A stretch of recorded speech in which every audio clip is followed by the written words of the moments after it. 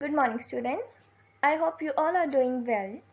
Today we are going to start new chapter of science, which is chapter 9, How Plants Survive. So let's start. Observe these pictures on the screen. Mango tree, cactus, lotus and Christmas trees. And think about what are the places where these types of plants are found. And you will notice that ये सारे plants different तरह की conditions में पाए जाते हैं. जैसे cactus desert में मिलता है, लोटस वाटर में मिलता है और ये क्रिसमस ट्रीज स्नोई एरियाज में मिलते हैं. तो ये सारे प्लांट्स एक दूसरे से बहुत डिफरेंट हैं.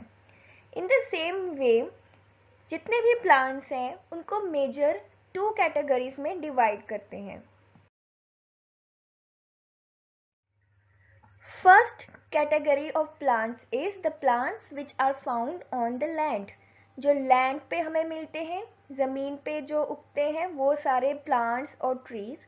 These types of plants which grow on land, they are called terrestrial plants. Terrestrial means land. So land plants are called terrestrial plants. Another category is the plants which are found in water. इस picture में आप देख रहे हो कि ये plants under water हैं, पानी के अंदर हैं. कुछ प्लांट्स सबमर्ज्ड होते हैं, थोड़े से पानी के बाहर और थोड़े से पानी के अंदर, और कुछ प्लांट्स वाटर के सरफेस पे भी होते हैं. So all these types of plants जो वाटर बॉडीज में होते हैं, these are called aquatic plants. The word aquatic means water. Now observe these pictures. This is a picture of a snowy land जहाँ पे बहुत ठंड है, एक्सट्रीम कोल्ड एरियाज हैं. And this type of land जैसे फॉरेस्ट हो जाते हैं, ये भी एक लैंड फॉर्म है. यहाँ पर भी ट्रीज बहुत ग्रो करते हैं. एंड कुछ प्लांट्स जो एक्वेटिक प्लांट्स हैं वो मिलते हैं वाटर बॉडीज में. So different types of plants may have different types of flowers, roots and shapes of leaves. इनके कलर भी डिफरेंट हो सकते हैं. तो यहाँ पे आप एक न्यू टर्म सीखोगे which is adaptation. Adaptation actual में कैपेबिलिटी है प्लांट्स और एनिमल्स की अपने एनवायरनमेंट में अपने आप को एडजस्ट करने की, ताकि वो जिंदा रह सके. So adaptation is the ability to adjust to environmental conditions in order to increase chances of survival.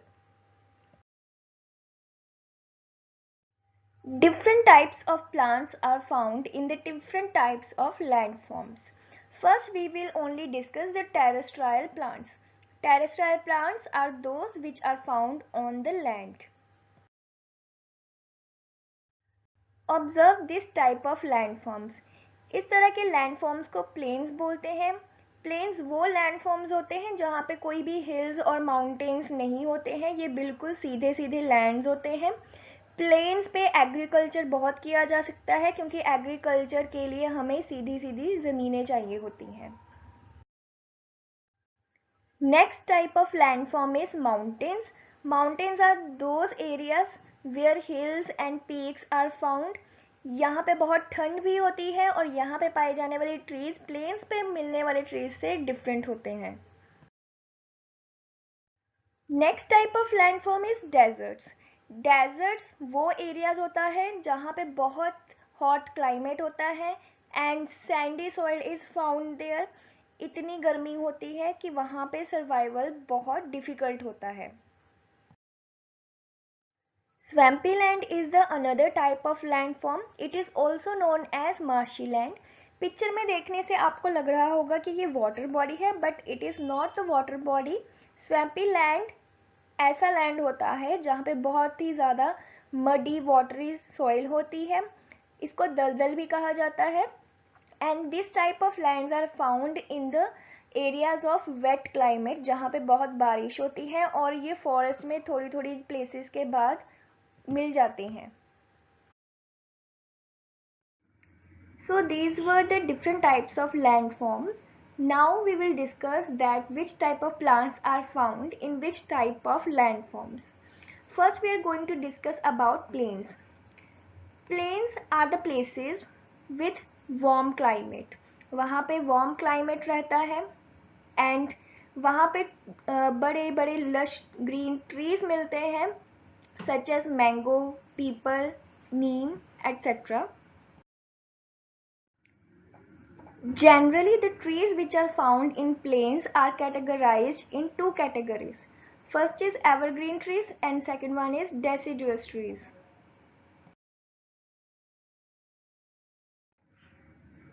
To understand this concept more clearly, you need to know the types of seasons.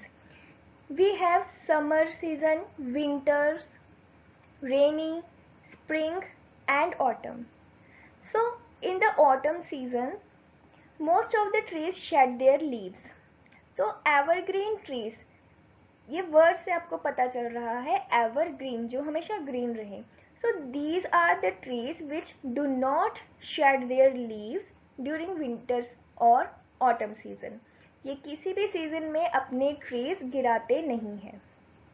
So examples of evergreen trees are neem, banyan, mango etcetera.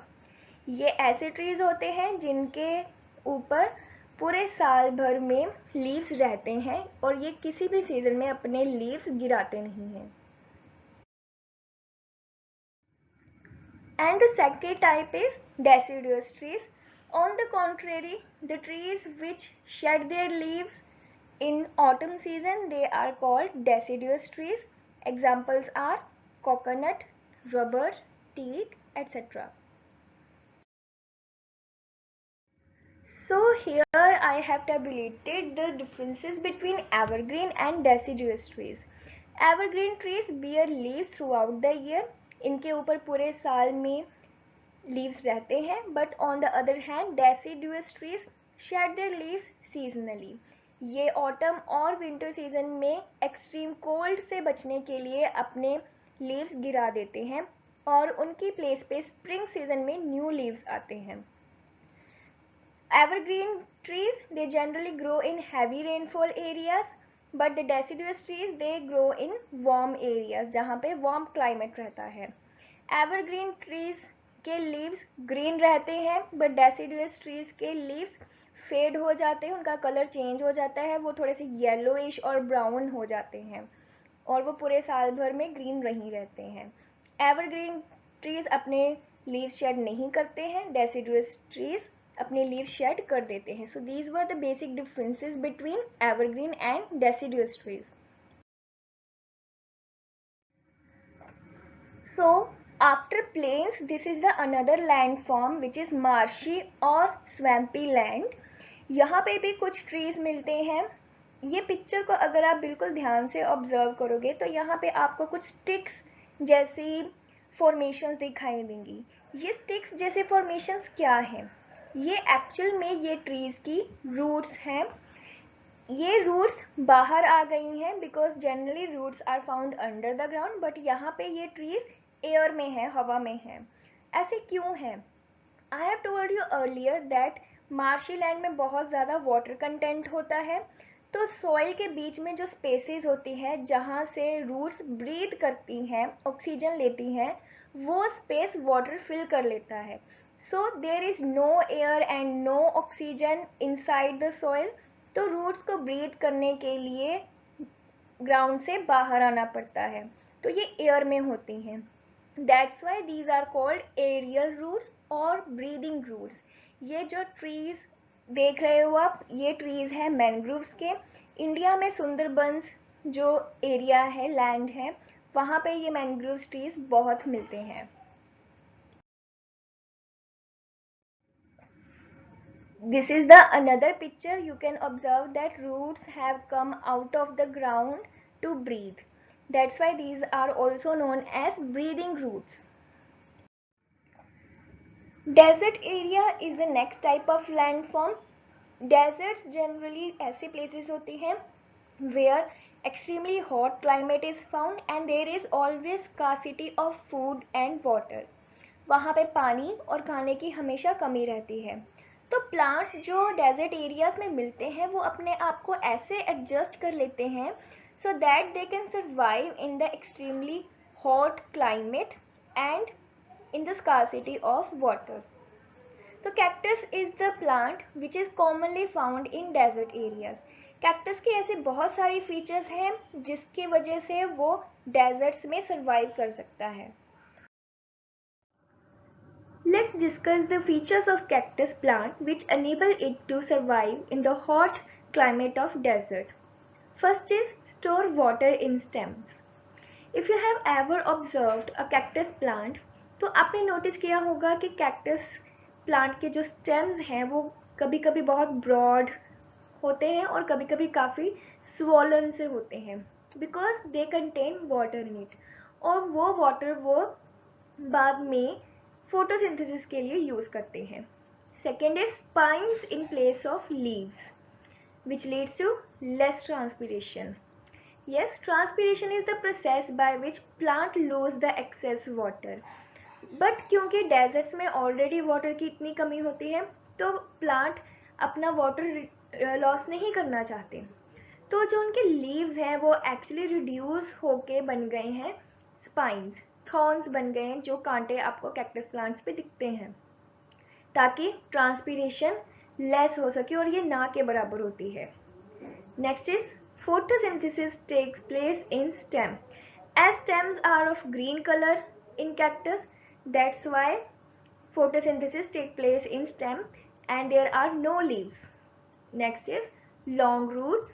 Cactus plant have long roots ताकि ये underground water को deep जाके absorb कर सके, which can be used in the process of photosynthesis. Now we are going to discuss about the trees which are found in mountain region. Mountains are the areas which have extremely cold climate and they often receive snowfall. तो यहाँ के trees ने भी अपने आप को ऐसे adjust कर लिया है so that they can survive in the cold conditions. Observe this picture. These type of structures can be found in hilly areas. In India, when you go to Himachal Pradesh और उत्तरांचल तो वहाँ के trees पे आपको ये बहुत easily देखने को मिल जाती हैं. These are called cones. Actually, the trees which are found in mountain areas, they do not bear flowers or fruits. तो वहाँ पे seeds cones में होते हैं. So cones contain seeds. इनका एक और फंक्शन है कि ये वाटर को रिटेन करके रखते हैं, रोक के रखते हैं और ये विंड का रेजिस्टेंस को भी रिड्यूस करते हैं. जब भी बहुत तेज़ हवा चलती है और स्टॉर्म जैसी कंडीशंस होती हैं तो ये क्योंकि इनका सरफेस एरिया बहुत कम है तो ये उसको ज़्यादा हवा को रोकते नहीं है जिससे प्लांट को, ट्री को और उसके लीव्स को ज़्यादा हार्म नहीं होता है. You can observe here that कि कोन्स के जो स्केल्स हैं उनकी इनर साइड पे सीड्स हैं. जब भी ये स्केल्स खुलते हैं तो कई बार इनसे सीड्स गिर भी जाते हैं और जहाँ भी ये सीड्स गिरते हैं वहाँ से न्यू प्लांट ग्रो होता है. Let's discuss the features of trees which are found in mountain regions. These are called conifers because they have cones in place of flowers or fruits. So क्योंकि इनके पास cons हैं इनको conifers बोलते हैं. And these trees are evergreen trees and they do not shed their leaves in any season. Most of these trees are of triangular shape.